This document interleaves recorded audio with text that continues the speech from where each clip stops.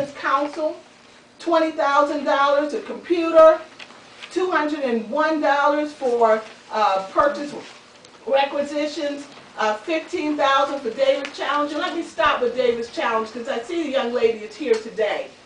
$5,000 was submitted that did not come before council and is in our legal court, in our writ of mandamus, and right now our legal counsel will be making a decision on how we're to pursue, because any money that transpires has to come before council, particularly the president signs off on purchase requisitions, and that has not been done.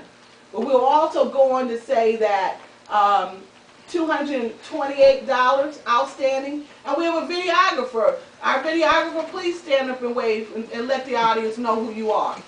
You may see us on TV, you may not. We never have. But what our reality is that this gentleman here has not been paid, was not paid in 2012. Many instances you do not see us on television. Even when he does submit invoices, submit the camera, the videography equipment so it can be televised. So that's a concern that members of council have, and many of you all have voiced it too, because you're not hearing us on television as you once did. And that is a concern. The residents should have both sides, both parties' voices heard, as you're hearing tonight. So I pray that this meeting does in fact get televised in a timely fashion, along with our other transactions, or other attempts to have our voices heard through our media, and for your best interest and for your edification, for your information, so that you'll understand why we make the decisions that we've made as members of council. Letters have been sent. I do have a statement from the our legal counsel, but I won't acknowledge it. I acknowledge it, but if you're welcome to see this at the end of our meeting. But I'm going to move on because we still have legislation.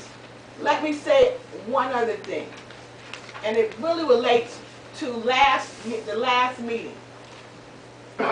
This council has always been respectful of people. We have not come to, as what was acknowledged, to the mayor's town hall meetings because of various reasons. But we've always been respectful. What happened at this last meeting was very disrespectful. Sure. It was very disrespectful. What we've asked is that residents come before council, acknowledge your name, your address, spend the 2 minutes. If there's any additional comments, we provide a form if you like to put them in writing.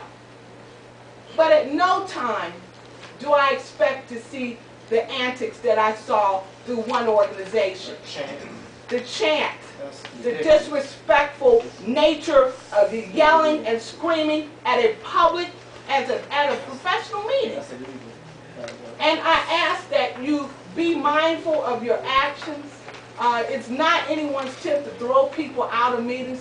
That's not what we're here for. You have a right to have your voices heard, but do it in respect of yourselves and of our position here tonight. And if you have anything else to say it then.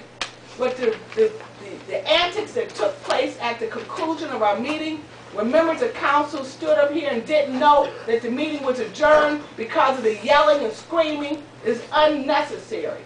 You don't get anything out of that.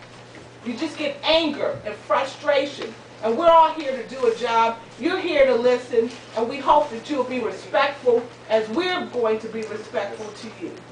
At that, I will conclude my remarks, and we'll move to legislation.